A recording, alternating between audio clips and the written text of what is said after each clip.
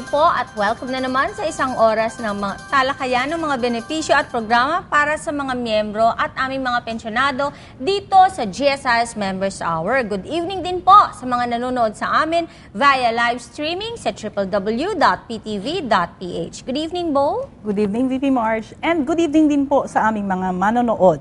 Dito po sa GSIS, we make sure that our members are supported even when they leave or transfer offices, right? Tama ka dyan, no, Bo. Siyempre, bukod pa doon, kaagapay din ng mga namayapang miyembro ang GSIS. Kasi our social mission is we take care of our members not only when they are active but also when they are retired at ganun din sa mga naiwan ng ating mga miyembro. So tutok lang po kayo dahil pag-uusapan natin ngayong gabi ang mga benefits ng separation at burial benefit na binibigay ng GSIS para sa aming mga miyembro. Tutok lang po dahil magsisimula na ang mainit na talakayan sa pagbabalik ng GSIS Members Hour.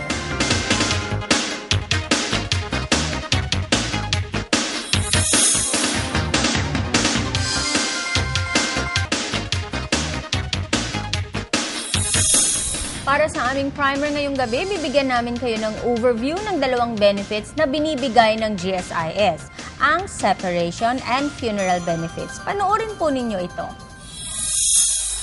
Sinisigurado ng GSIS ang isang matatag at maaasahang institusyon para sa mga miyembro nito. Ilan sa mga benepisyong sumusuporta sa mga financial needs ng mga GSIS members ay ang separation benefit. Sa ilalim ng benepisyong ito, ang mga miyembrong lumipat ng trabaho ay makakakuha ng pinansyal na tulong mula sa pension fund. Nagbibigay din ang GSIS ng funeral benefits na tumutulong magbayad sa mga gastusin ng naiwang pamilya ng namayapang miyembro. Ito ang tatalakayin natin ngayong gabi, dito lamang sa GSIS Members Hour. Kasama po natin ngayong gabi para ipaliwanag sa ating lahat ang lahat ng inyong kailangan at gustong malaman hinggil sa separation and funeral benefits. Here with us is Ms. Lani Calida, Division Chief ng NCR Department 1. Yeah, good evening, BP Marge and Manager Boo. At magandang gabi rin po sa lahat ng nanonood ng GSIS. At syempre po sa department ko, sa NCR Department 1. Magandang gabi, Lance. Alam ko si Lani, isa sa mga pinaka-busy dito kasi ang NCR, maraming maraming hawak Yes. na membership base yan. Oh, yan, At kung may mga kliyente na kailangan ng tulong, laging tinatakbuhan. Isa sa tinatakbuhan si Lance. Okay. So sige, Bo, umpisa na natin. Ang una naming tanong, marami bang separation benefits na binibigay ang GSI sa mga miyembro nito? Actually, yung separation benefits natin under RA 8291, dalawang klase lang yan. It's either bigyan natin sila ng cash payment, which is payable at age 60, or kung may 15 years naman sila sa government service, babayaran natin sila ng 18 months lump sum, and then pension at age 60. So, depende kung saan sila makukwalify. Sino-sino ba yung mga eligible na members para sa separation benefit na to? Yeah. Pag may minimum number of years of service tayo, pag at least 3 years in the government service, up to 14 years, kung less than 15 years yon, up to 3 years, ang makukuha nila yung cash payment payable at age 60. So kung wala ka pang 60, okay, mababayad natin yon at age 60. Cash payment meaning ng... Cash payment, ikinocompute natin yon yung average monthly salary niya for the last 3 years. Imumultiply natin yun sa number of years in the government service with premium contribution. Ini-emphasize ko with premium contributions. Okay, ulitin lang natin yon, Lance, no? So, kung ikaw ay wala pang 15 years in service, pero may 3 years ka na, ang babayaran natin sila ng cash payment. Na ang tawag natin doon, separation. Yes. Paano kinocompute yun? Yung cash payment, ang kinocompute yun nga, unang-una, i-compute po natin yung average monthly salary nila for the last 3 years. Before separation. Before separation, with premium contribution dapat. So, yung 100% na AMC nila, imumultiply natin yon sa number of years in the government service nila. Okay. With premium contribution pa ulit. Pag sinabi natin sa retirement, kasi kailangan retirement premiums. Kasi minsan yung iba, nagtataka na ganito kalaki yung contribution ko, bakit ganito lang yung nakuha ko? Kasi ang contribution natin sa GSIs, di ba dalawa? Isang 2% ng basic salary natin which goes sa life insurance natin. At yung napupunta po sa retirement premiums ay yung 7% lang ng basic salary natin. So, dalawa yung pwede nila i-claim sa atin. Yung separation benefit at saka yung termination value or ka-surrender value ng kanilang policy. Okay. So, hindi Dalawa lang, pala, kumbaga, no? yung aside dun sa separation, dun sa retirement benefit nila, meron sa life insurance, may katapat naman sila. Kailangan ba nilang i-apply yun? Or automatic na binibigay na natin yun? Alam na kasi natin na ano na siya, nakarender Ma'am, na siya. kailangan pa rin natin i-apply yun. Subject to filing. Yeah. Okay. May application form po tayo for that. Oo. So, yun ang mga kailangan. Ano pang, Bo, ang pwedeng, yung mga requirements natin na kailangan nilang process para makapag-avail sila ng separation benefit? Yung separation, ma'am, ano lang po, may application form lang po tayo doon. Then yung application ninyo, idadaan po natin sa ng head ng agency para po pirmahan nila at i-endorse nila sa GSIS. How soon nila pwedeng applyan ito? Ngayon, ang problema ho natin dyan sa separation benefit, meron tayong tinatawag na prescriptive period. So, kailangan ma-file nila yan within 4 years. Ngayon, kapag lumampas na siya ng 4 years at hindi ka bumalik sa gobyerno or hindi ka bumalik sa government service at hindi mo na-comply yung 15 years, yung separation benefit mo na less than 15 years, Mafo-forfeit. For-forfeit. Oo, in fact, Lance, Bono, gusto ko rin ipaalam na isa nga ito precisely, no, nag-review yung ating Board of Trustees, syempre, chaired by Daniel Bitay Lacson Jr., na dapat yung ganitong mga kaso hindi subject to prescription, 4-year prescription period. Kaya yan ay isa sa mga amendments, no? Susog ba ang tawag doon na atin talagang pinupursue, no, sa Kongreso ngayon na tanggalin yung prescription period. Kasi nga yung view ng ating board diyan at ng management ay ito ay isang basic right, no? And kung ito ay isang basikong karapatan, dapat wala siyang expiry, wala siyang anong tawag dito, hindi siya hindi siya dapat ma-forfeit. Okay, so ngayong gabi, pinag-uusapan po natin, guest namin si Ma'am Lani ng NCR Department 1, at di ba Bo, pinag-usapan natin separation and funeral benefit. Yes. No? So kanina, nasabi po ni Lance na kung kayo ay government employee at less than 15 years in service at kayo ay hihiwalay na, no, sa government, entitled kayo sa separation benefit at ito ay kino-compute cash payment at kino-compute siya, Lance, paano ulit? Yun nga, yung average 100% ng average monthly salary for the last 3 years multiply by the number of years with premium contribution. And payable at age 60. at age 60. So kung may 60 ka na pero less than 15, mababayaran ka na ng GSIS. So Pero halimbawa, kung wala pa, at kung age 45, after 15 years pa siya. Pwede Ba't ka naman aalis sa gobyerno? Ba't ka naman aalis na hindi ka Ang problema niyan kapag nakapag-avail ng mga loan yung member. So at medyo hindi sila Hindi na nagbabayad, at lumaki, malamang baka yung separation benefit mas maliit. Lumiit.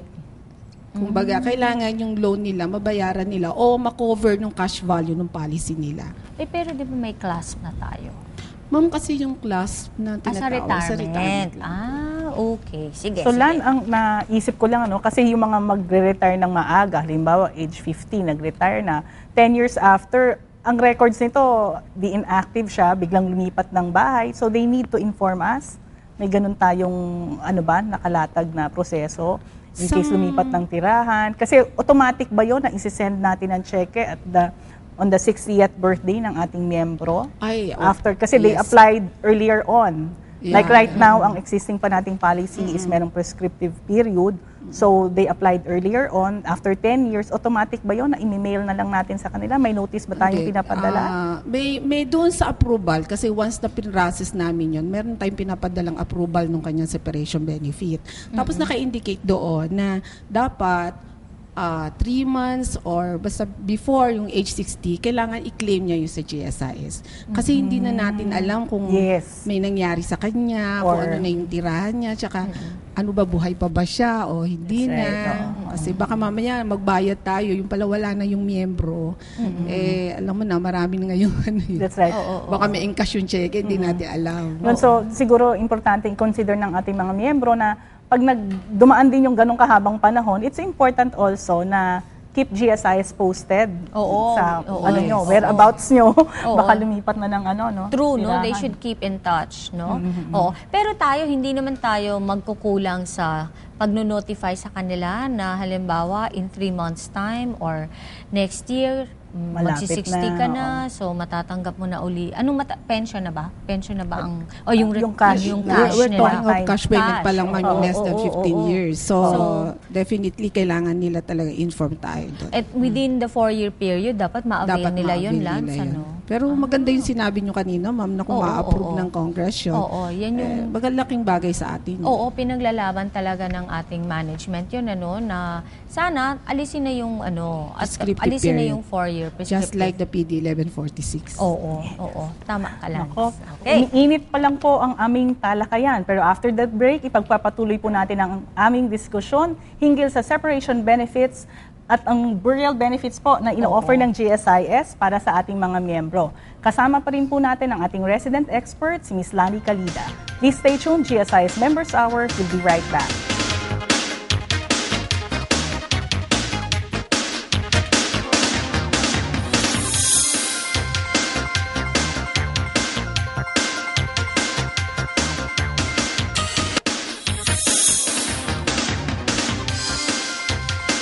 Welcome back to the GSIS Members Hour. Kasama po natin ang ating resident expert na walang iba, si Ms. Lani Calida. At ngayong gabi nga po, ang topic natin ay una muna tayo, separation benefit. So kanina, before the break, ine-explain nga ni Ma'am Lani na less than 15 years of service, Meron pa rin. meron kang cash payment na separation benefit at ito ay kinukompute base dun sa ating average monthly compensation which is The your last 3 for years. the last 3 years times the Total creditable service. ayun at With lagi premium paulit contribution. correct paulit-ulit no Paulit-ulit. na reminder ni Lance na yung record of creditable service yun po yung period na kung saan kayo po ay naghulog ng inyong premium contribution. Okay, so meron yung kanina less than 15 years, ngayon naman Bo ano Meron nga? din sa nakaabot ng 15 years, Ms. Lani. Yes, meron din. Pag more than 15 years naman, dalawang klase yung binabayaran natin dyan. Unang-una, upon retirement niya or separation from the service, babayaran natin siya ng 18 months lump sum Okay. right away Wow. upon separation. Then at age 60 niya, babayaran na lang natin siya ng monthly pension. So magma-monthly pension na siya. Ayun yung Automatic. sinasabi. So tinatanong mag-enroll ko. na siya as pensioner at age 60. Okay. So, paano naman yung notice natin doon? Na Ay, yung- ganun din, 3 months dapat, paano ba natin May proseso na nino-notify? po kami ngayon na pag kasi usually mang nagre-retire na ganyan, malapit na silang mag-age 60. May proseso na pag binayaran na malapit na yung monthly pension niya, automatic ina-enroll na sila as pensioner. Pero okay. the usual approval natin doon sa kanyang separation benefit, nakalagay naman po doon na 3 months before yung age 60 niya, kailangan mag-enroll na siya sa GSIS. May notice po tayo doon. Paano kung di nakapag-enroll? Pag Hindi, oo. Halimbawa, baka nakalimot wala na kasi po may yung- edad na. mawala na. Usually, After pag hindi ano? nakakapag-enroll, minsan nasa abroad yan. So, pag naman nasa abroad, meron tayong tinatawag na Skype. Oo, mag-aaral. So, doon mag-enroll na ang pensioner natin through okay. Skype. Pero kahit after so many years, pwede pa rin niya maano kung talaga nag-qualify. Yun, walang prescriptive period Yun, yun, ma'am. ma'am. Ayun ang walang Basta may prescript. 15 years ka sa government service, walang prescriptive period yun. So, yung kahit meron- ilang taon mo Yes. siyang hindi na-avail, Meron kaming- halimbawa, after 10 years, saka pa lang ikaw nag-60, gusto mo siyang i-avail, yun, pwede pa. Meron akong relative by affinity na after so many years, he died at the age of 91 yata. So, nag-migrate sila sa US yes. ng parang 30 years na siya doon. Nakuha niya. He was able-bodied pa pumasyal dito, naasikaso, tumantuwa yung matanda kasi he was not imagine. expecting anymore na meron pa pala siyang makukuha dito sa atin. Kasi After ang the tagal na longest niya time. Pero pwede pala talaga. Okay. So, yun. Reminder natin, no, Lance, no? Kung less than 15 years, subject to the prescription period. 4-year prescription period. Pero kung ikaw naman ay naka-serbisyo ng 15 years, ay automatic na yun. So, kahit 10 years later ka pa nakaalala. Pwede mo pa rin i-claim yun. Oo. Pero yun na nga ho, kanina, no, para dun sa ating mga viewers, isa nga sa amendments na pinupush ng ating management and board ay sana tanggalin na, no, itong 4-year prescription period. Okay. So, gaano katagal ba ang so dito na tayo dun sa second, no, yung more than 15 years and beyond. So, gaano katagal naman ang processing nito? Uy, meron tayong retirement. Diba? Oo. Natatawa si Lani. Kasi ganito yan, ma'am. Kung automatic na ifa-file lang natin sa separation benefit niya, no, wala kang kailangan i-reconcile sa record mo, in good faith, na maganda yung record mo sa GSIS, madali lang po i-process yun. Within the day, pwedeng i-process din claims units. Yes, within the day, pwede po yan. Kaya lang tayo nagkakaroon ng medyo matagal na proseso, ay dahil nga po doon sa premium contribution nila, sasabihin nila, bakit ganito lang yung total number of years ko na may contribution samantalang ganito katagal akong nag-contribute. So, kapag yun ho ang sinabi ng miyembro sa atin, medyo kailangan i-reconcile natin yung account nila. Kaya siguro kung ina-anticipate na nila ang kanilang retirement, magandang makipag-ugnayan sa GSIS at makapag-reconcile na Yes, ng ma'am. Yun records. po yung pwede kong i-announce sa kanila na sa ngayon, yung po yung pre-processing na ginagawa ng GSIS ngayon ng operations group na lahat nung magre-retire, kinuha po namin ng listahan sa mga agency, Yes. then nire-reconcile po paprioritize. muna ng membership department, ina-update ni membership department, then prioritize po sila. Upon updating ni membership department, ifo-forward po sa reconciliation unit para po naman i-reconcile muna yung account nila. Oo, para naman, by the time they retire, di ba, ang gusto nga ni PGM Vergara dyan, the day after the retirement, makuha na nila yung cheque at wag na silang maproblema, mag-follow up pa, pabalik-balik sa GSIS land. So, nagpo-proact na po ang GSIS. So, kung tayo mismo, di ba, chine-check na rin natin yung mga records ng mga malapit na mag-retire and then we get in touch with them at sinasabi na nga natin na, mag-submit na kayo ng ng kung ano man yung kailangan Service para record, makapag-umpisa na yung reconciliation process kung kinakailangan. So, yun po. At dahil we are also bound by the new retirement law na within 60 days ay dapat mai-release ng mga social insurance institutions. Actually, kaya gusto namin, ina-announce din namin sa mga agency for those retirees na mag-file ng retirement nila 3 months before or 2 months before ata yung nire-record namin. Para naman pag nag-reconcile May-assure kami, natin meron na pa makuha kaming nila. time frame na before yung retirement date niya, maibigay natin yung kanyang benepisyo. Kasi we give them feedback para makareact din sila, o tama na ba to? Nangyayari yun sa natin. Okay, next question ko, Miss Lani. Ano ba yung pagkakaiba ng separation and unemployment benefit? Okay. Alam mo, bibihira yung unemployment benefit natin. Kasi yung yung separation benefit, binibigay natin for those members na nag-resign o na-separate sa serbisyo. Okay. While an employment benefit, binibigay natin po yan doon sa mga GSIS members or employees, government employees na natanggal po ang kanyang position or na-abolish ang kanyang office due to reorganization. So, in the meantime, na ganun yung nangyari, it's parang part siya ng separation So kasi kung na-unemployed ka dahil reorganization, ang tendency mo mag-apply ka sa iba, di ba?